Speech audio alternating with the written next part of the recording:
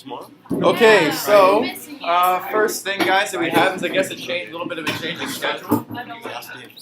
You guys have a mass to attend next Tuesday, it looks like, and so the schedule was supposed to be like this. So we're going to finish up reading Oedipus this week, and then Monday I'm going to show you guys a little bit of I'm going to give you guys a little bit of a critical introduction to the assignment you'll be doing. So I'll give you guys some examples.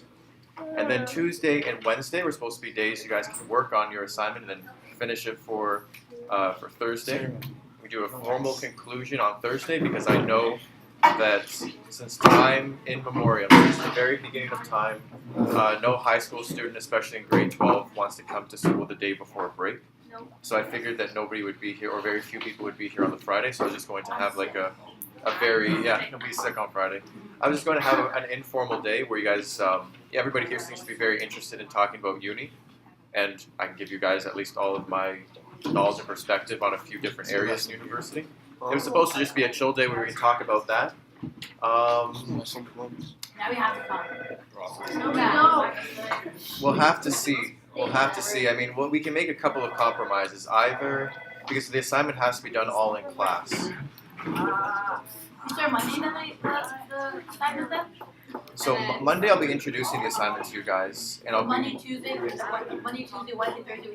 I mean, I'll put it this way: the assignment that you guys will be doing, guys.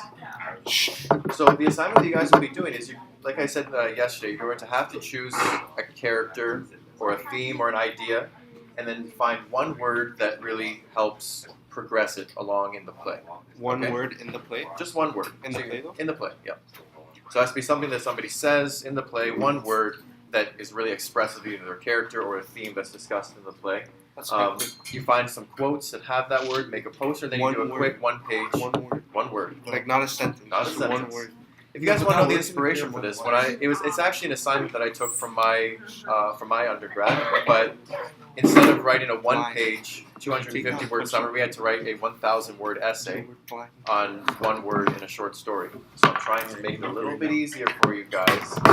You guys just have to write one page, 250 words, and it's not. I'll put it this way. That's what Monday's going to be. I'm going to show you two examples of essays that have actually done this. And it's not as tough as you guys might think it is right now. I know that it seems like, okay, how am I going to get 250 words out of one word? You know? Not to be sacrilegious, but you could say it's kind of like how Jesus fed the masses with the loaves and the fish. You guys are going to take one word, and you're just going to keep pulling out of it until you have 250 words in an essay. Anyway, so that's what we have kind of planned for next week. We'll roll with it as we go. So let's do a quick recap for yesterday. Okay? So here's what I'd like. So everybody take out a scrap piece of paper. You know what this means? A scrap piece of paper and a writing utensil.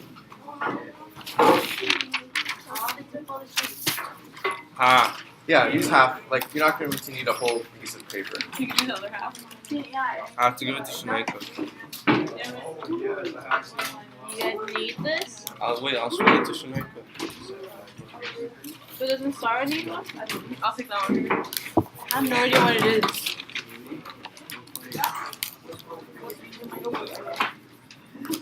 Oh, I don't know. It's time for people's presentation. Is Miss Sleiman, is that yours? No, there's no Kayla in this class. No, the other. Okay, guys, so on this piece of paper, what you guys are going to There do... is time. She teaches 3 different periods. I know. Guys, come on. We don't have a lot of time to be messing around today, okay? So what I need you guys to do is remember your characters. So who's this group right here? Oedipus. It's okay. Chorus. Ashley, who's your character? We are. Very good. So, in your rows, what you guys are going to do, we read the prologue yesterday, we read scene 1. I want you guys to write down, you guys are going to have 3 minutes, again, 3 minutes to get everything you can. Think about your character yesterday, think about what happened, and think about their state of mind. So you guys had Teiresias. What did he say? What was his state of mind in the sections we read? You guys have the chorus. What did the chorus say? What were they trying to explain? Oedipus, what was his development? Kreon, what was his? You guys will have 3 minutes. Okay? So start thinking. 3 minutes at the 45-second mark, so get ready. So again, it's like a recap, and it's getting into the mind of your character. Okay? This will help you for your assignment. Okay? record my mic. 3, 2, 1, go. I need one. Alright.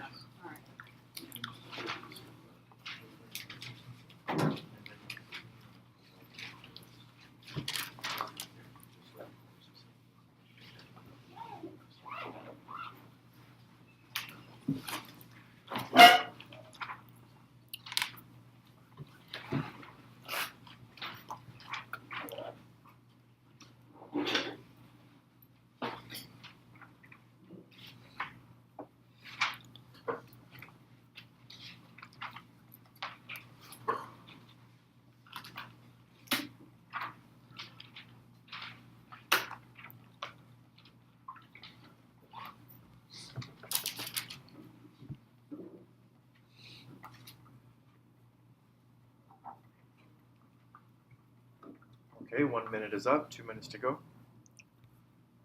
So try to get into the mind, okay, what their motivations are, what their state of mind is here. This writing assignment will help you out for the assignment because that's when you're going to have to discuss how these motivations are expressed through a single word. So these are notes for you guys to keep track of everything.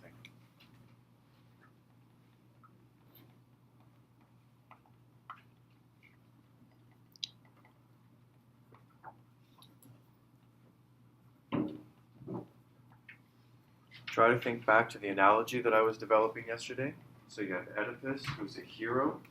He's cured cancer for everyone. You have Kreon, who might be jealous of that fact. Teiresias might also be jealous. The chorus, that's like everybody else. Are they happy?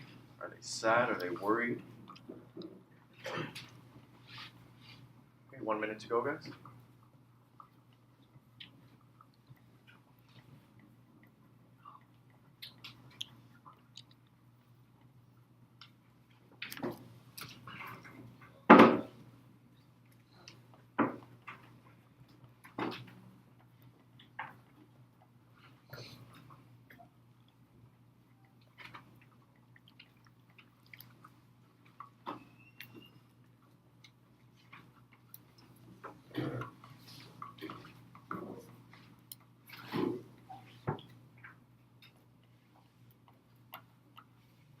Okay, 20 seconds.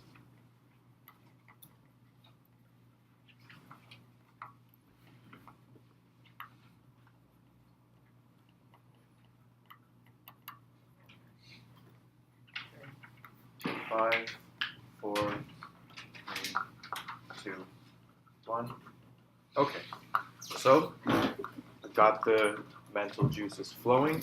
Let's do a quick recap before we plunge into the next two scenes today. So, Teiresias group, what can you tell me about what happened yesterday? So the actual plot, what was happening, and what was Teiresias thinking?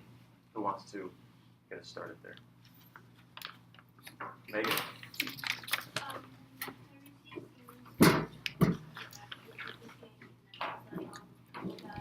Okay.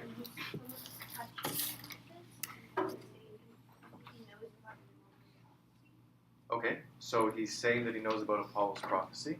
Does anyone else in the Teiresias group want to add anything? What did Teiresias end up saying yesterday? What was his big contribution to this mystery? Does anybody remember? What does Teiresias say? What are you going to say? What's that? He accused Oedipus, that's right. So Oedipus is nervous. They call Teiresias because he's supposed to be this prophet. He's supposed to know what Apollo says. And Teiresias comes and he keeps trying to push Oedipus away. He's like, no, I'm not going to say anything. I'm not going to say anything. Oedipus gets really upset. He accuses Teiresias of being the one who killed Laius, right? And Teiresias is like, you know what? Screw you. You're the one who killed Laius. So it's exposed that it's actually Oedipus who's probably the prime suspect as the killer of Laius, the former king. So that's what Teiresias says yesterday. He also says, what else did he say? He kind of gives another prediction, or he puts almost like a curse on Oedipus. What were we thinking? I think it was like something about like him knowing about him and his mother. That's right. He says, by the end of the day, you'll know who your father is, and it'll break your heart. Oh, So we have a couple things going on here. So it says that this play has been described as the first murder mystery, right? Because it does kind of read that way. It's like, okay, there's a mystery. Who killed the king? And, Oedipus kind of is the detective who's walking through step by step to see who it was who did it. Okay, chorus. Who wants to tell us about the chorus from yesterday? Christina? What do you got? The first was like everyone else in the play, Mhm. and then the beginning of disease. They all believe like that Oedipus is their leader or whatever. Yep. Like their Good savior. save. Yeah, beautiful. But then like starting like towards the end where Teiresias came and was telling them how Oedipus was not their hero, I guess. They started to lean towards more him, but then still ended up being with Oedipus because he was the one who saved them in the first place. Yeah, nice. Anybody in the chorus group want to add anything? So remember yesterday we talked about the chorus. So in your translation here, this is another reason why I chose this, because it actually breaks it up. You have your strophe and your antistrophe. These are songs that the chorus sings at the end of each scene, right? You have the strophe, which is one idea, so they're on this side of the stage when they sing it, and then they move to the other side when they have the other idea. So sometimes it kind of looks like a mind that's in battle with itself. What was the really big problem, the tension that the chorus was being ripped apart by yesterday? Does anybody remember? Was it like whether or not they should trust Oedipus?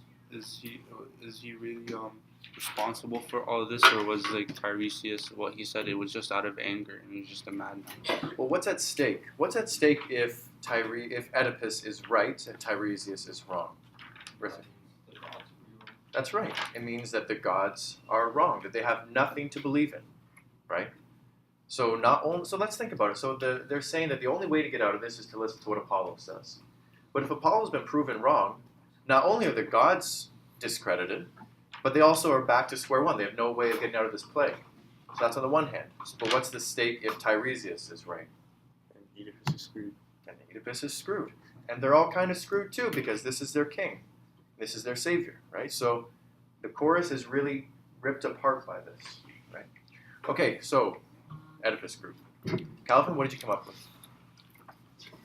I said that Oedipus was in a water state when he was like trying to figure out who killed Elias when Kreon brought that topic up to him. Okay, anybody want to add anything? Pat? He feels compelled to save the city once again because he's did it before, and now everyone's come to him like, "Oh, you're the greatest. Please help us." And he's like, now he's in such a position where he's like, "Yeah, I gotta do this now." Fair enough. Keegan, do you have that? I just want to add on to what Paul was saying, how he feels compelled to do this because, like we said, there's like a father-son relationship between Oedipus and the people of the city. He doesn't just see them as his constituents; he sees them as more than that, and that's why he feels like he needs to save them. Right. And that's why he's viewed as a hero in that manner. Very good. Sarah, did you have something you want to Oh add? yeah, because before all like I'm part of that, I just I did Oedipus again. Well, I wanted to say that like he doesn't. I feel like he's blinded in a sense because like at the beginning of like the what we read yesterday, there was a part of dramatic irony where he said like he wanted the person who killed Elias dead. Mhm. Like he's kind of blinded because of all the success that he's having, and in a sense how he doesn't really take account of what he did in the past that could be affecting the present because he's blinded from all the fame that he received from defeating those things. So Sarah has repeated a word about 3 or 4 times. Does anybody catch what word she kept saying? Blind. Interesting. Alan? Oh, so she said blind a bunch of times. Just an observation. So the one thing I also want to point out is that you have a little bit of a progression of Oedipus' character. At the beginning, remember he says, you guys might all be crying, but nobody here has cried as much as me because, well, you guys all just suffer individually. I suffer for everyone. So you have Oedipus really identifying with the whole city at the beginning. But then slowly he starts to become more focused on what? On himself, on his own guilt or innocence. We're going to get into this more today. But you have at the beginning, he's a man of the people. He doesn't, when Kreon asked, "Do you want me to just tell you this privately between us?" He's like, "Nope, I want everybody to hear." Democracy group. Start thinking about that. So he starts off one way, man of the people. Everyone, they love him. He calls them their children. He's focused on their well-being. But then he starts to get a little bit touchy. Teiresias accuses him, and now he's like, everybody's out to get me. So it's going from the community inward, right? Good job, guys. Okay, finally, Kreon. Let's go with Frank. What'd you write? So it said Kreon is the brother of Jocasta, Yep. the queen of the city of Thebes. And the beginner of the night, Oedipus sent Kreon to go to the oracle of Delphi to ask what was the reason for the plague in Thebes. And when he returns, he explains to Oedipus why the city is under the plague. However, Oedipus suspects Kreon to be trying to get rid of Oedipus, which is why Oedipus shows so much respect towards him, as he believes Kreon was. Okay, think of it this way, guys. So Laius is dead. Kreon is Laius' son. Or no, wait a second. Yeah, no, his His brother-in-law. his brother-in-law. My mistake. Why was Kreon not the one to become the king? So I mean, so Laius is dead, right? What's that? Because they're not blood. I mean, to be honest, in terms of like the actual Succession. the succession line, that's something that I'm not very familiar with. But I mean, it stands to reason that he should at least have had a chance. Yeah. But then this guy from another kingdom, he's not even as far as they know, he's not even a native guy from Thebes. Oedipus just comes in, solves this riddle, and they make him king. It's a democracy. They chose him. No? Interesting. Hold on to that because okay, yeah. it's somewhat similar to that. I'll give you guys a little bit of a hint right now. This is one of the essays we're going to talk about, the word tyrant. So there are some translations of this play. So this play that we have right here translates the title as Oedipus Rex. Rex is a Latin word for king, roughly speaking. There are some that call this play Oedipus Tyrannus or Oedipus the Tyrant. When you guys think of tyrant, what do you think of nowadays? Good or bad, first of all? Bad. Bad. Anybody think tyrant is a good thing? No. Anybody know what tyrant means? It sounds bad. Sounds bad. Okay, what do you think? So tyrant, I'm thinking of a tyrant. Examples of tyrants. Who can Kim think? Jong-un. What's up? Kim Jong-un. Kim Jong-un is a tyrant. I think the closest word you could associate it with would be dictator. Okay, dictator, a tyrant. So, okay, I'll just briefly touch on this right now. So tyrant has a very specific meaning in ancient Greek times. So when you have a king, there are two types of kings. The one is called basileus, okay? That's like a monarch. So it's like that's a proper succession. I'm a king, I have a son, he becomes king. So everything's proper, he is basileus, he's the king. It's kind of like today's in world, like the queen is the king. Yeah, so it's like everybody's in succession. Okay. A tyrant is somebody who comes in and he's not bound by this monarchical succession. He's just a guy who comes in and it just becomes the king. Doesn't mean he's bad, doesn't mean he's good, but he is not bound by the same tradition as Basileus is. So when we think of a tyrant now, we think of a guy who takes all the power for himself and just kind of runs things in his own way. That's similar, I mean, that's the connection to this, but it doesn't necessarily mean in these terms that he's a bad person. It just means that he says screw it to all the rules, all the traditions, he's going to run it his own way. We'll connect that to democracy later on, but that's where I'm going with this. So Oedipus is a tyrant, technically speaking. He's Tyrannus, right? Because he's not Basileus, he's not in the proper succession, as far as we know. That's why this title is interesting, because by the end, Oedipus will have actually transitioned from a tyrant, from Tyrannus, into Basileus, because he was Laius' son. He is the proper king in the proper succession, right? But he doesn't know that at the beginning. So he's a tyrant right now, technically speaking. By the end of the play, he will be Basileus. And then he'll enjoy that title for about 3 seconds until he's taken out of that position. Do you have a question, Sarah? No, it's good. Okay. Anybody else want to add to Kreon? Motivation, what is he saying, what is he doing? He doesn't do much. Yeah. He seems like kind of like friendly. Right now he seems kind of friendly. Yeah. Like he's doing this out of like love for his family because that's his brother-in-law. Yeah. So he's doing that. But then, yeah, it also makes sense that through Basileus he'd be the next king. Mhm. And this guy just walks in, takes it away from him. So Yeah. So Oedipus is, so there's a book that I read. It's called Oedipus, Knowledge and Self-Conviction. It's written by a guy named Frederick All. He's an Oedipus scholar. And he argues that there isn't actually a lot of evidence by the end of this play. There's a good case to be made that this prophecy wasn't actually accurate. That Oedipus didn't kill Laius. That's the case that Frederick All makes. It's weird because everybody understands Oedipus to be a very certain legend. Frederick tries to make the point, it's like, no, there's a lot of evidence here that suggests that Oedipus wasn't guilty. One of the things that he says is, this is where we get into technical translations. Translation says what? When they say how was Laius killed, he said, or it was told that he was killed by a band, of highwaymen, more than one. Oedipus was by himself when he killed Laius, or when he killed this person. And so it's like, wait, was it multiple people or was it Oedipus? So that's one discrepancy. Another one that people have pointed out is, if you guys go back to it, when Oedipus asks Kreon, what did the oracle say? Kreon doesn't say, the oracle said X. He says, I heard, or I understood, or in my understanding, the oracle said Y. See what I'm saying? So there are not many people who are convinced by the case that Oedipus isn't guilty, but there is a case to be made, and you can find it in the text, right? Were you going to ask? I'm gonna say that I think Kreon's a bit like, I think he's too laid back right now. I feel like he's waiting for things to like stir up, and then after he's gonna come in. Rather than that, I feel like he's too friendly. Too friendly. So we're all getting kind of paranoid, just like Oedipus. Like, man, everybody's out to get me. This blind old man. He even says that Teiresias might be in league with Kreon.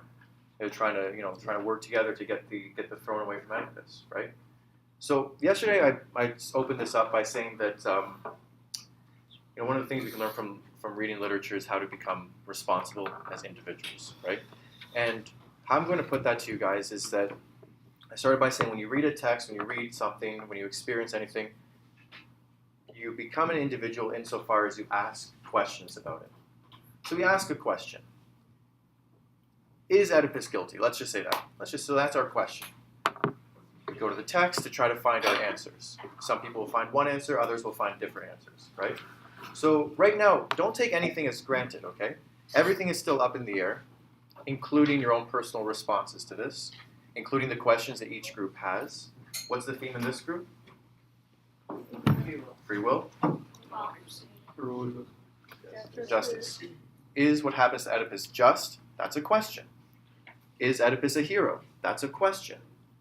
Is Oedipus a good figure of democracy? Or what does the play say about democracy? That's a question. Is there such a thing as free will? Did Oedipus have any free will? If he did, what did he do with it? These are all questions. And the reason that this play is a classic is because it doesn't give you a straightforward answer. There are some works that we would call propagandistic. Propaganda. What do we understand by the word propaganda? What are some things that come up? So, propaganda is usually used to convince people. Convince people. Anybody else? What do you guys think of when you hear propaganda? Just the first thing that comes to your mind. Propaganda, I think of what? Politics. Flyer? Okay, like flyers, like pamphlets, yeah. So George Orwell, who I love and I've recommended before, he said that all art is propaganda. What he meant by that is that all art has a viewpoint that it tries to get across. Okay, he's also hedged that before. He says it a few times and then he kind of takes it back in other places. What we're going to talk about is whether or not this is propagandistic. If it has one viewpoint and is trying to convince you of it, doesn't matter what you think. Or if it leaves some room open for some interpretation for you guys as individuals to come in and make your own judgment. Personally, it seems to me that the great works of art that we study are the ones that are not propagandistic. They're the ones that leave a little bit of room for interpretation. So for example, King Lear. Is King Lear a good feminist text or not? Aisha and Allison had a disagreement. One said it was, one said it wasn't. It's not to say that, this is the way I usually put it. Just because there's more than one correct answer doesn't mean there's not a lot of wrong answers. How do you judge in an English class what is a wrong answer? It's anything that you don't have sufficient evidence for. So you can say that Oedipus has free will. Okay, fair enough. You can't say that Oedipus is a rabbit. That doesn't make any sense. You have no evidence for that claim, right? So when you guys are thinking about your answers, it's true that you guys can have completely different answers as another person. Fair enough. We judge who has a better response based on the amount of evidence from the text that they can bring to bear on their opinion. So this is an exercise we're doing with literature. Fine, okay, sir, we're never going to do this. Okay, it's fair enough. I don't know many people who sit around all night and write essays about English books. I do sometimes. However, in your own lives, you guys are going to make a claim about something. I think it's good to vote for this person. I say, well, why? Is it all just interpretation? Is it your claim is as good as anybody else's? Or do you guys have actual evidence and reasons to support your thinking, right? And when you guys start to get away from that, when you start to say, well, it's just what I think, screw it. Okay. Remember what we said yesterday, though. The responsibility exists to think certain things. Either you guys can take it and become responsible for what you think, or other people will take it for you and just tell you what to think. Fair enough? It's up to you guys. I don't know anybody here who would say that they want strings put on them, right?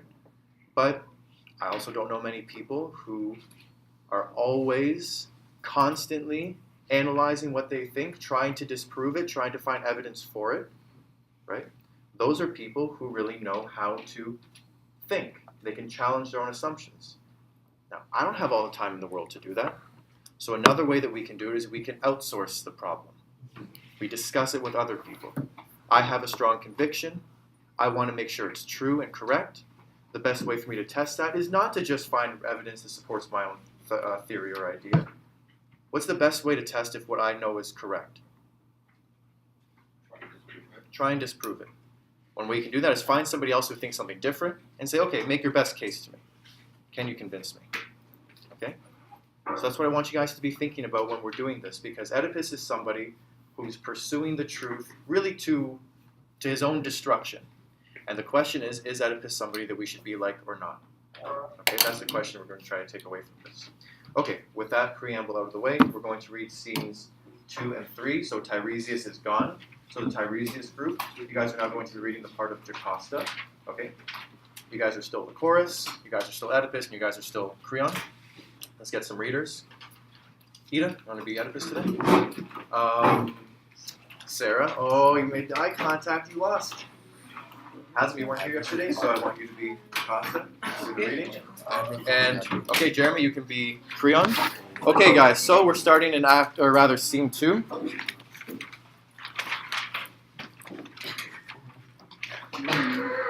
Okay, so it's going to begin with Kreon. We set the stage. I want you all to bring your best dramatic reading voices. This video will be watched by 1 billion people in China. I see that our class is going to be trending by the end of the semester. Okay? If you guys want to break out, if you want to be the next Brad Pitt, he actually got his start reading Oedipus in an English class. No. Fun fact. Oh, you're joking. Yo, sir, give me a part just now. Okay. I'm trying to read Brad Pitt. It's true. It's true. When Brad Pitt was in high school, his teacher was videotaping their lectures, and they posted it on YouTube back in the day. They didn't have YouTube And back then. these are just the things that I hear, guys. I mean, what do you want from me? It's still there. What's that? It's still there. How gullible are you? They didn't have YouTube back then. I think we have, so far in the video that I posted yesterday, we have 1 view, which I believe was my own when I posted it. I viewed the last Friday. Last Friday. There you go. Okay, so, Kreon, Jeremy. Okay, guys, so, let's begin. Settle. Okay, and Jeremy. Men of Thebes, I'm told that heavy accusations have been brought against me by King Oedipus. I'm not the kind of man to bear this taint. If in these present difficulties he holds me accountable for any harm to him through anything I have said or done, why then? I do not value life in this honor. It is not as though this rumor touched upon some private indiscretion. The matter is grave. The fact is that I am being called disloyal to the state, to my fellow citizens, to my friends. Sarah? Chiragos. Is it late? Are we there? He may have spoken in anger, Not from his mind. not from his mind. I'm on the wrong. He may have spoken in anger, not from his mind. But did you not hear him say I was the one who seduced the old prophet into lying? The thing was said. I do not know how seriously. But you were watching him. Were his eyes steady? Did he look like a man in his right mind? I do not know. I cannot judge the behavior of great men. But here is the king himself. So, you dare come back. Why? How brazen of you to come to my house. You murderer. Do you think I do not know that you plotted to kill me? Plotted to steal my throne? Tell me, in God's name, am I a coward, a fool, that you should dream you could accomplish this? A fool who could not see your slippery game? A coward not to fight back when I saw it? You are the fool, Kreon, are you not? Hoping without support or friends to get a throne? Thrones may be won or lost. You can do neither. Now listen to me. You have talked, let me talk too. You cannot judge unless you know the facts. speak well. There is one fact, but I find it hard to learn from the deadliest enemy I have. That above all, I must dispute with you. That above all, I will not hear you deny. If you think there is anything good in being stubborn against all reason, then I say you are wrong. If you think a man can sin against his own kind and not be punished for it, I say you are mad. I agree. But tell me, what have I done to you? You advise me to send for that wisdom, did you not? I did. I should do it again. Very well. Now tell me, how long has it been since Laius? What up, lies? Since he vanished in that onset by the road? It was long ago, a long time. And this prophet, was he practicing here then? He was, and with honor as an act. Did he speak of me at that time? He never did, at least not when I was present. But the inquiry, I suppose you held one? We did, but we learned nothing. Why did the prophet not speak against me? I do not know. And I'm the kind of man who holds his tongue when he has no facts to go on. There's one fact that you know, and you can tell it. And what fact is that? If I know it, you shall have it. If he were not involved with you, he could not say that it was I who murdered Laius. If he says that, you are the one that knows it. But now it is my turn to question you. Put your questions. I am no murderer. First then, you married my sister, I married your sister. and you rule the kingdom equally with her, Everything that she wants, she has for me. and I am the third, equal to both of you. That is why I call you a bad friend. No, reason it out, as I have done. Think of this first. Would any sane man prefer power with all a king's anxieties to that same power in the grace of sleep? Certainly not I. I've never longed for the king's power, or with his rights. Would any wise man defer me from this?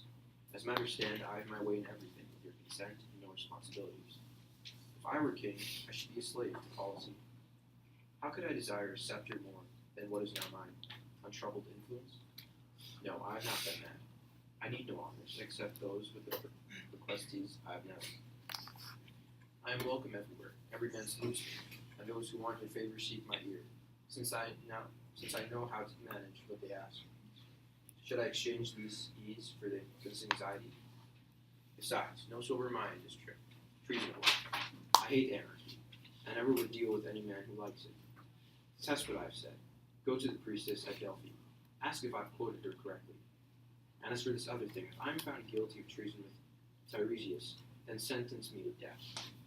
You have my word. It is a sentence I should cast my vote for, but not without evidence. You do wrong when you take good men for bad, bad men for good. The true men thrown aside. Why life itself is not more precious? In time you will know this well, for time and time alone will show you the just man. No scoundrel will discovered in the day. Sarah? This is well said, and a prudent man would ponder it. Judgments too quickly formed are dangerous. But is he not quick in his duplicity? And shall I not be quick to parry him? Would you have me stand still, hold my peace, and let this man win everything through my inaction? And you want, what is it then? To banish me? No, not exile. It is your death I want, so that all the world may see what treason is. You will persist then. You will not believe me?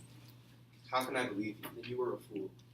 To save myself, Injustice, think of me. you are evil incarnate. But suppose that you were wrong, Still, I must rule. but not if you rule badly. Oh, city. It is my city, too. Now, my lords, be still. I see the queen Iokaste coming from her palace chambers, and this time she came for the sake of you both. This dreadful quarrel can be resolved through her. Poor foolish man, what wicked den is this? With thieves sick to death, is it not shameful that you should take some bribe of Aquila, come into the house, and you, Kreon, go now. Let us have no more of this tumult over nothing.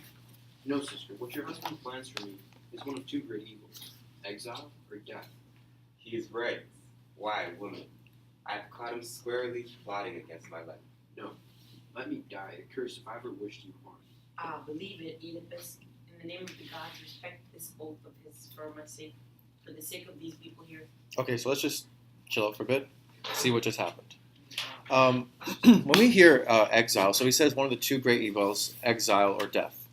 I remember, if you guys saw the third Batman, those were the two options. Who here has seen that third Batman movie, the Christopher Nolan one with Bane? Remember the trial, the kangaroo court? What are the two options they give him? Oh, crap.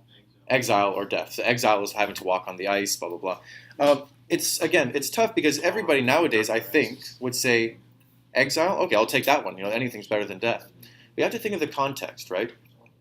If I told you that you are banished, you can never set foot in the GTA again. You just can't. If you do, you'll be arrested and killed. You might think, okay, well, I'll just, I guess, walk to the next city. Okay, well, that's also going to be tough. Look at the weather outside. You're just going to have to walk. You're just not allowed to set foot within the city limits. And it's not like the next city would just take you on. If they hear you're exiled because you plotted to kill the king of that other city, they're probably not going to open their doors to you either. So exile it's a major league punishment, right? It's not much better than death. So Oedipus is not messing around here. He goes straight to death for Kreon. And so we have Kreon who's trying to defend himself here. He's using logic. What's Oedipus what's his state of mind? How would you guys describe him right now? Right? He's like, if it's not Kreon, then it's no one. Kreon is the guy. It's got to be Kreon. Stubborn, arrogant. Stubborn, arrogant. Do you think he's being reasonable or no? No. I think he's paranoid. He wants to find the answer. He Paranoid? has to blame other people. Got to blame other people. He Okay. subconsciously knows it's him. Oh, Mr. Freud over here. Okay, so that's what we got Oedipus. So the chorus here. What's the chorus doing in this scene? So they pipe up a couple of times. When they do talk, what are they trying to do here? What are they trying to make things like? Sarah, you read for the chorus. What were you talking about, Sarah, when you were talking? Does anybody have an idea? Aisha, do you have an idea? No? So when the chorus is speaking, they're Sorry. Sorry. Christina, do you have an idea? I'm not sure, but I think maybe the course is speaking on how the two people are thinking and what are they planning to do or what is happening. So kind of the mediator. Mediator. Okay, so that will come right now. So when they do the odes, that's when they do the kind of two minds thing. But they're mediators. So they have these two guys who are fighting, and now it's nobody's mentioned the plague in a whole scene. Now we're just talking about, is Kreon the killer or is Oedipus the killer, right? And so the course, guys, people are still dying here. In the few seconds you guys have been talking, 20 people probably just dropped dead. So can we kind of get back to, not just accusing people without evidence? Let's just try to bring it down, be reasonable. Jocasta, similar. She comes in and it's guys, everybody just calm down, all right? One might say she brings in a female touch. These guys are being hotheads. She comes in, cools them down. She almost sounds, ironically, kind of like a mother. Oh, yeah. That's an interesting one. Oedipus is going all crazy, having a little bit of a temper tantrum. Jocasta comes in and she's like, come back into the house, son. Why do you say it like that? There's no J. What's that? Okay, so we can talk about Is this. it a J? So it is pronounced Jocasta. I and J have an interesting relationship in the English language. I believe J came out of I because we needed to make that sound. I'll look up the actual history. But when you see it as Iokaste, it's actually Jocasta. That's how the I is pronounced. Okay. So she comes in. She's trying to mediate between these two guys. Everybody just settle down. So these are the states of mind that everybody's in. This is what we're going with. So now let's go into the ode here. So the strophe. So the chorus. So Sarah, we're going to do just like we did yesterday. Sarah will start us off. Christina, Ria, Thomas, and then Aisha, and then we'll just cycle through. Okay, start us off. Open your mind to her, my lord. Be ruled by her, I beg you. What would you have me do? Respect Kreon's word. He has never spoken like a fool, and now he has sworn an oath. You know what you ask? I do. Speak on then. A friend so sworn should not be baited so, in blind malice and without final proof. You are aware, I hope, that what you say means death for me, or exile at least. No, I swear by Hela's first in heaven. May I die friendless and accursed, the worst of death, if ever I meant that. It is the withering fields that hurt my sick heart. Must we bear all these ills, and now your bad blood as well? Then let him go, and let me die, if I must, or be driven by him in shame from the land of Thebes. It is your happiness, and not his talk, that touches me. As for him, wherever he goes, hatred will follow him. Ugly and yielding, as you were ugly in rage. Natures like yours chiefly torment themselves. Can you not go? Can you not leave me? I can't. You do not know me, but the city knows me, and in its eyes I am just, if not in yours. Lady Jocasta, did you not ask the king to go to his chambers? Has on top of page 123. First, tell me what has happened. There was suspicion without evidence, yet it wrinkled, as even false charges will, On both sides? on both. But what was said? Oh, let it rest, let it be done with. Have we not suffered enough? You see to what your decency has brought to me. You have made difficulties where my heart saw none. Oedipus, it is not once only I have told you. You must know I should count myself unwise to the point of madness, should I now forsake you. You under whose hand, in the storm of another time, our dear land sailed out free, but now stand fast at the helm. In God's name, Oedipus, for your wife as well. Why are you so set in this hard anger? You good there, Shatner? Wow. I will tell you, for none of these men deserves my confidence as you do. It is Kreon's work, his treachery, his plotting against me.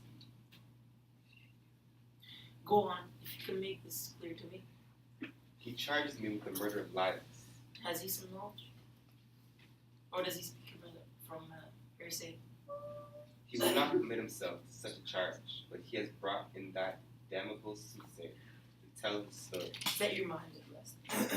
If it is a question of soothsayers, I tell you that you will find no man whose craft gives knowledge of the unknowable. Here is my proof. An oracle was reported to Laios once. I will not say from Phoebus himself, but from his appointed ministers at any rate, that his doom would be death in the hands of his own son, the son born of his flesh shall be mine. Now you remember the story. Laios was killed by strangers where 3 ways meet. But his child had not been 3 days in this world before the king had pierced the baby's ankle and led him to die on a lonely mountainside. Thus Apollo never caused that child to kill his father, and it was not Laios' fate to die at the hands of his son, as he had feared. This is what prophets and prophecies are worth. Have no dread of them. It is God himself who can show us what he wills in his own way. How strange a shadowy memory crossed my mind. Just now, while you were speaking, it chilled my heart. What do you mean? What memory do you speak of? My understanding, Lilas was killed at a place where Kreon roads meet. So it was said. We have no the latter story. The other story. Where did it happen? Focus. Focus. It is called at a place where the Theban way divides into 3 roads towards Delphi and Dahlia. When? We had the news not long before you came, and proved the right to your succession here. Ah, what net has God been weaving for me? Oedipus, why does this trouble you? Do not ask me yet. First, tell me how Lilas looked, and tell me how old he was. He was tall, his hair just touched with white. His form was not unlike your own. I think that I myself may be accursed by my own ignorant edit. You speak strangely. It makes me tremble to look at you, king. I am not sure that the blind man cannot see, but I should know better if you were to tell me. Anything? Though I dread to hear you ask it. Was the king lightly escorted, or did he ride with a large company as a relation? A large company. There were 5 men with him in all.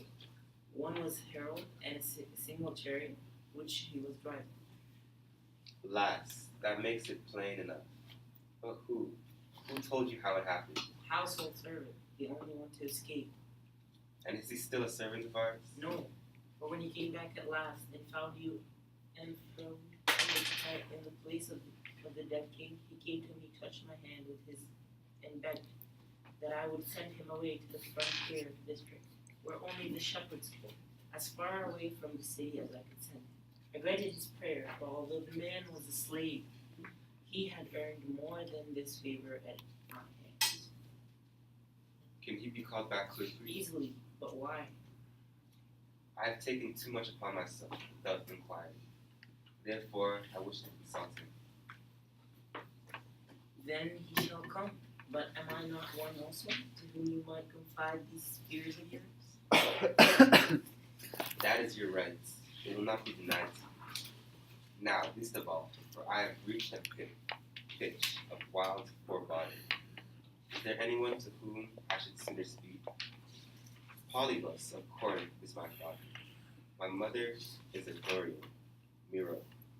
I grew up chief among these men of Corinth, until a strange thing happened. Not worth my passion, it may be but strange. At a feast, a drunken man, maundering in his cups, cries out that I am not my father's son. I contained myself that night, though I felt angry and a sinking heart. The next day, I visited my father and mother to question them. They stormed, calling it all the slanderous rant of a fool. And this relieved me. The suspicion remained, always aching in my mind. I knew there was talk, I could not rest. And finally, saying nothing to my parents, I went to the shrine at Delphi.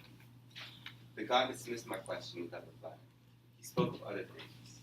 Some were clear, full of wretchedness, dreadful, unbearable. Asked that I should lie with my own mother, breed children from whom all men would turn their eyes, and that I should be my father's murderer. I heard all this and fled. And from that day, Corinth to me was only in the stars, descending in that quarter of the sky. As I wandered further and further on my way to a land where I should never see the evil sung by the oracle, and I came to this country where, so you say, King Laius was killed. I will tell you all that happened there, my lord. There were 3 highways, coming together at a place I passed, and there a herald came towards me in a chariot, drawn by horses with men such as you described. Seated in it, the groom leading the horses forced me off the road at his lord's command. But as this charioteer lurched over towards me, I struck him in my rage. The old man saw me and brought his double goad down upon my head. As I came abreast, he was laid back and more. Swinging my club in this right hand, I knocked him out of his car and he rolled on the ground. I killed him. I killed them all. Now, if that stranger were Laius, if that stranger and Laius were king, where is a man more miserable than I, more hated by the gods, citizen and alien alike, must never shelter me or speak to me. I must be shunned by all. I myself pronounce this malediction upon myself. Think of it. I have touched you with these hands that killed your husband. What defilement! And I, all evil then, it must be so, since I must flee from Thebes, yet never again see my own country, for fear of joining my mother in marriage, and killing Polybus, my father. Ah, if I was created so, born to this fate, who could deny the savagery of God? O holy majesty of heavenly powers, may I never see that day, never. Rather, let me vanish from the ranks of men than know the abomination of destiny. We too, my lord, have felt dismay at this, but there is hope. You have yet to hear from the shepherd. Indeed, I fear no other hope is left for me. What do you hope from him when he comes? This much, if his account of the murder tallies with yours, then I am clear. What was it that I said of such importance? Why? Marauders, he said, killed the king, according to this man's story. If he maintains that still, if there were several, clearly the guilt is not mine. I was alone. But if he says one man single-handedly did it, then the evidence all points to me. You may be sure that he said there were several. And can he call back that story now? He cannot. The whole city heard it as plainly as I. But suppose he alters some detail of it. He cannot ever show that Laios is dead, fulfilled the oracle. For Apollo said my child was doomed to kill him, and my child, it was my child. The plate, and it was my child that died first. No, from now on, where oracles are concerned, I would not waste a second thought on any. You may be right. But come, let someone go for the shepherd at once. This matter must be settled. I will send for him. I would not wish to cross you in anything, and surely not in this. Let us go in. Okay, let's just pause there. Long scene. What happens? Who was following? What do you think, Ashley? What did you think of that scene? Good scene or bad scene? Good, good. Very good. That's true. They were talking. Jocasta told him about what happened to her son. Yep. Okay. Anybody want to add on? I feel the whole scene is filled with like dramatic irony vibes. You know? Why is that? Because we kind of know that he is her son, and he killed his father. Yeah. So He's still trying to figure this out, although things point clearly that he did it. He's too stupid. why doesn't he put it They together? have the same prophecy. Oh, maybe we're the same person. It's fair enough. I killed the guy at the same place that this guy didn't really die. So And this child has the same prophecy that I got. Maybe I'm the child. 2 and 2 together equals 11. So it's true that Ashley says why is he still kind of persisting? Why is he still messing around? What do you think, Pat? If it is true, then he's done for. So Yeah, this isn't a really light matter. It's not like he's holding on to any okay, so let's be real here, okay? So one of the things that makes Oedipus a hero in some people's perspectives is that he pursues the truth no matter what. You think that that's a small thing, but any one of us can just look to our life right now, today. There are lots of things that we're not looking at because they're too horrible for us to think about. There are lots of things that we put off. And you can see more and more. I mean, you can look at the media again. If you were going to find out a truth that would utterly destroy you, probably even kill you, like we're not messing, like kill you and nobody would want to bury you in any respectable grave. So not only are you dead, but your reputation is completely destroyed. Gatsby. Even worse than Gatsby. Because at least, Gatsby, that nobody just showed up. I mean, Gatsby didn't die, and then everybody also hated him after he was dead. They just didn't really care. You're dead, and everybody hates you because you're an evil monster. Yesterday, like a few hours ago, you were the savior, and then, so I mean, that's what Oedipus is pursuing here. Most of us, if we get a bad grade on a test, we want, who's the first person we're going to blame? The teacher. So I mean, we get a bad grade on an essay. Who's the first person we're going to blame? Teacher. That's the simplest truth. If we just say, well, you know what? I mean, I didn't fill out half the test. I didn't study the night before. I haven't been studying all semester. Maybe there's a different truth to this. I mean, that's the most basic. There's not even a consequence to that. And yet people can't seem to face that truth. We have Oedipus here who's still pursuing it. It's true that he's trying to take whatever strand he can get. And it's like, why don't you just, face up to the fact? That's a good lesson. Why don't we all just face up to the facts? Let's see what Oedipus does. Okay, so they're going back and forth. Jocasta's saying, listen, everybody in the city heard it already. This was 15 years ago. Even if the guy changes it now, I mean, everybody heard it at the time. It was multiple people. It couldn't be you, right?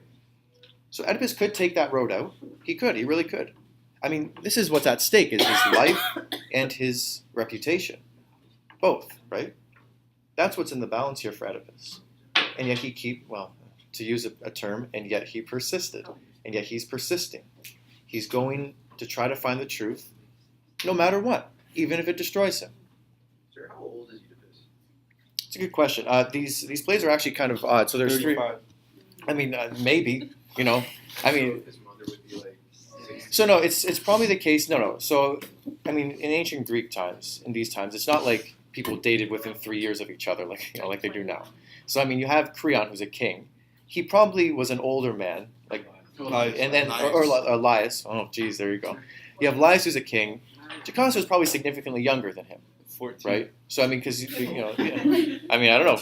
Maybe we have to look to what the ancient Greek kind of dating rules were, or marrying rules. So it's probably the case that Oedipus and Jocasta aren't that disparate in age. She might have been 16 or 18 when she had him. So it's odd, it's weird. But again, the people aren't they're not dating for aesthetics. She's the queen. He became the king.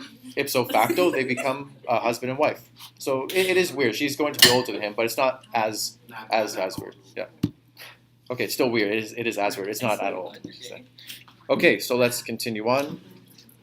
The bottom of page 125, starting with the chorus. Let me be reverent in the ways of right. Lowly the paths I journey on. Let all my words and actions keep the laws of the pure universe, from highest heaven handed down. From heaven is your bright nurse. Those generations of the realms of light. Never of mortal time were they begot, nor are their slaves of memory lost in sleep. Their father is greater than time, and ages not. Aisha? Because we went back to Sarah, even though we were going through the rows here. Oh, sorry. So I see there. Is a child of pride, who drinks from his great sickening cup, recklessness and vanity, until from his high crest headlong he plummets to the dust of hope. That strong man is not strong, but let no fair ambition be denied. May God protect the wrestler with his state and government. In commonly policy, we will fear God and on his ordinance. Highness and the high hand of this state tempt and outrage God's holy law, and any mortal who dares hold no mortal power at all will be caught up in a net of pain. The price for which his liberty is sold. Let each man take due earnings, then and keep his hands from holy things, and from blasphemy stand apart, else the crackling blast of heaven blows on his head and on his desperate heart. Though fools will honor impious men, in their city no tragic poet sings. Shall we lose faith in Delphi's obscurities? We who have heard the world's core, discredited at the sacred wood, but Zeus and Alice praise no more. The deeds and the strange prophecies must make a pattern yet soon understood. Zeus, if indeed you are Lord of all, throned in light over night and day, mirror this in your endless mind. Our masters call the oracle, words on the wind and Delphic vision blind. Their hearts no longer know Apollo. Reverence for God, for the gods, has died away. Okay, so it's becoming more tense. What's going to happen? The antistrophe 1 there and the strophe 2. It's interesting. It's very timely. So let's look at the last 2 lines of strophe 2 there. Though fools will honor impious men in their cities, no tragic poet sings. Fools will honor impious. So what does impious mean, first of all? Retirement. We say retirement? Tyrant. Tyrant. So just what is the word impious? So when you think of the word pious, what does that mean? Pious means something bad, no? Pious means something good. It means... What's that? Strong in belief. Yes, exactly. Strong in belief. Somebody who's observes their religion faithfully. And so if you're impious, you're the opposite. You're somebody who doesn't. Respect to God and stuff? Exactly. You're not, so you don't show respect to the traditions of the religion at least. And so, but respect to God. So though fools will honor impious men in their cities, no tragic poet sings. Okay? So what is that saying? So so fools will honor people who aren't good, impious men.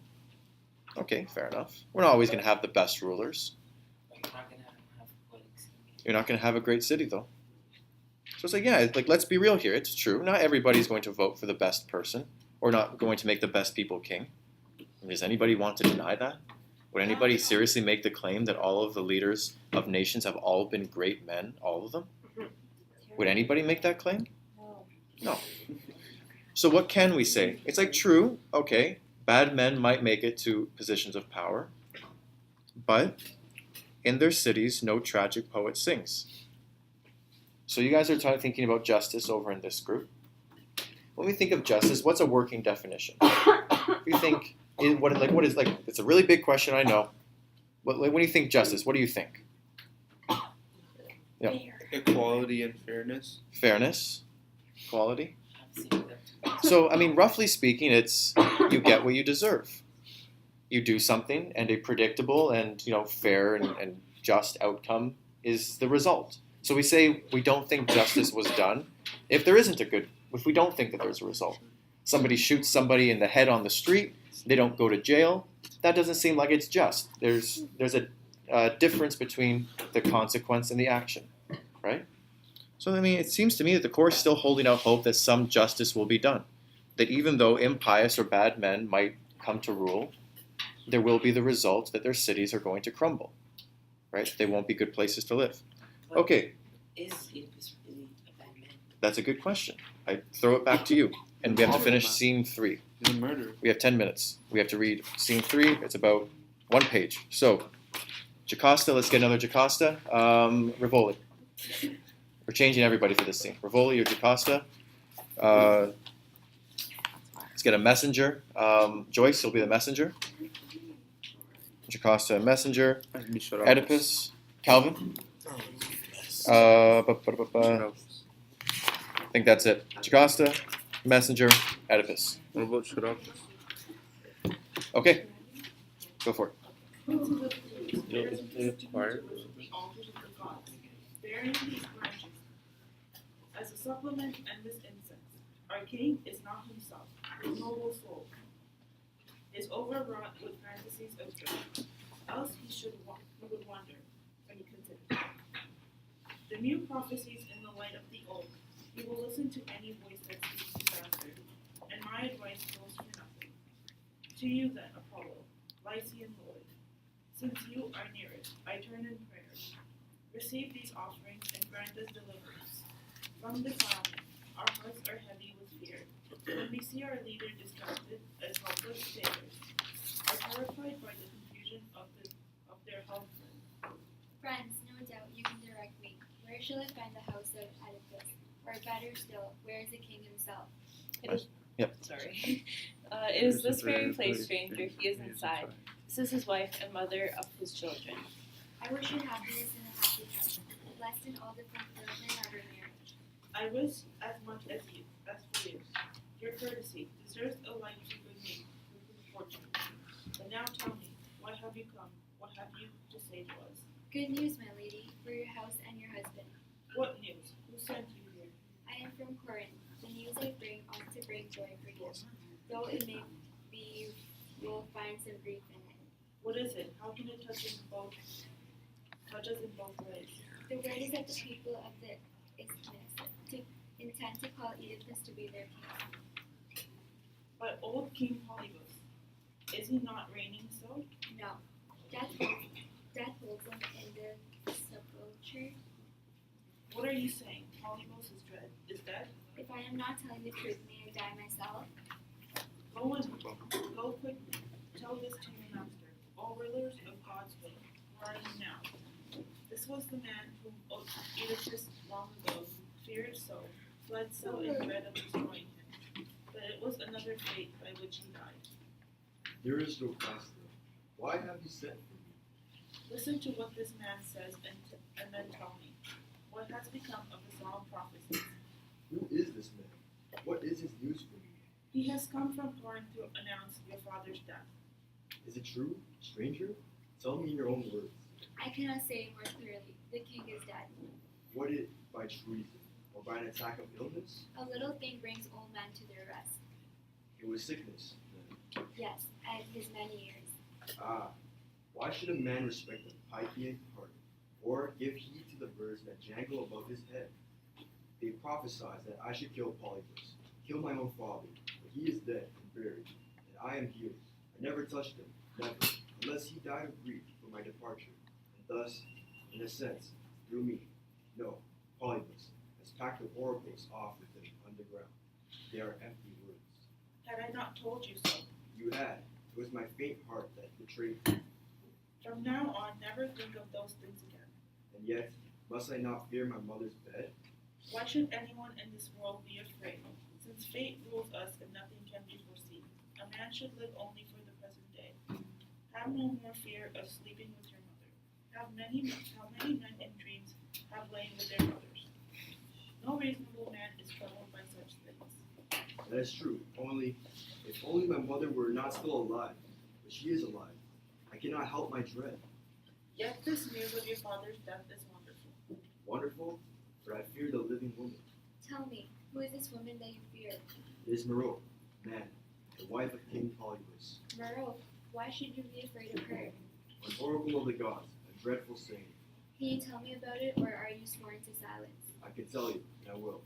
Apollo said that his prophet, that I was the man who should marry his own mother, shed his father's blood with his own hands, and so, for all these years, I have kept clear of court, and no harm has come. Though it would have been sweet to see my parents again. And is this the fear that drove you out of Corinth? Would you have me kill my father? As for that, you must be reassured by the news I gave you. If you could reassure me, I would reward you.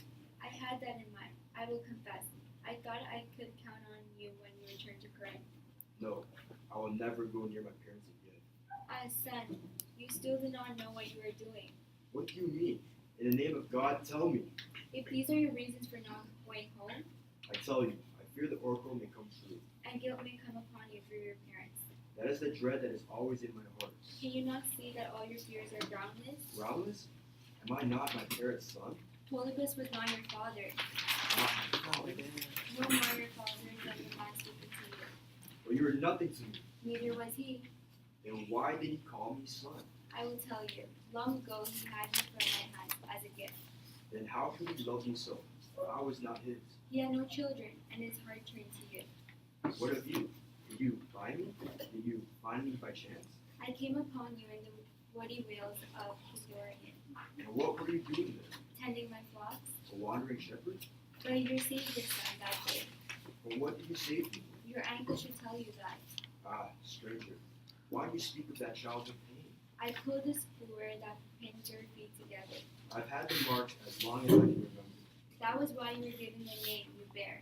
God, was it my father or my mother who did it? Tell me! I do not know. The man who gave you to me can tell you better than I.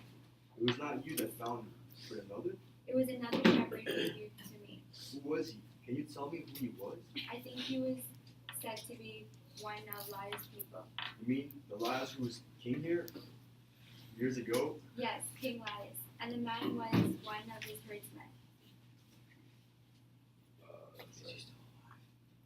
Is he still alive? Can I see? Is he still alive? Is he still alive? Is he still alive? Sorry. These men here know best about such things. Does anyone here know the shepherd that he is talking about? Have you seen him in the fields or in the town? If you have, tell me. It's time things were made plain. I think the man he means is the same shepherd. You have already asked me to see. Jocasta, perhaps. Could tell you something. Do you know anything about him, lady? Is he the man we have summoned? Is that the man the shepherd means? Why think of him? Forget this herdsman. Forget it all. This talk is a waste of time. How can you say that? When the clues to my true birth are in my hands. For God's love, let us have no more questioning. Is your life nothing to you? My own pain, my own is pain enough for me to bear. You need not worry. Suppose my mother is slave, and born of slaves. No baseness can touch you. Listen to me, I beg you. Do not do this thing. I will not listen. The truth must be made known. Everything that I say is for your own good. My own good? Snaps my patience. Then I want none of it. You are fatally wrong. May you never learn who you are. Go, one of you. Bring the shepherd here. Let us leave this woman to brag of her royal name. Ah, miserable. That is the only word I have for you now. That is the only word I can ever have. Why has she left us, Oedipus? Why has she gone? In such a passion of sorrow, in fear of this silence, something dreadful may come of it. Let it come. However base my birth, I must know about it. The queen, like a woman, is perhaps ashamed to think of my low origin. But I am a child of luck. I cannot be dishonored. Luck is my mother. The passing months, my brothers, have seen me rich and poor. If this is so, how could I wish that I were someone else? How could I not be glad to know my birth? Okay, so we'll start at the back. Aisha? You start with the chorus strophe. Page 129. Top left. Ever the kind of time when the original sounding Kithiron. Teiresias. Now by heaven I see the torches at the festival of the next full moon, and see the dance, and hear the choir sing a grace to your gentle shade. Mountain where Oedipus was found, a mountain god of a noble race, may the God who heals us lend his aid, and let thy glory come to pass for our King's credit. Of the nymphs that flower beyond the years, the Boreal, royal child, the Pan of the hills, or Timberline Apollo, cold in July for the upland clears, or Hermes, for whom Kylene's height are piled, or flushed as evening clouds, great Dionysus, roamer of mountains. Was it he who found you there and caught you up in his own proud arms from the sweet god Rapture, who laughed by the muses? Okay. All right, so we have about 2 minutes. Yeah, so we'll continue tomorrow. Just let that sit. Have a good nap for 2 minutes, perhaps.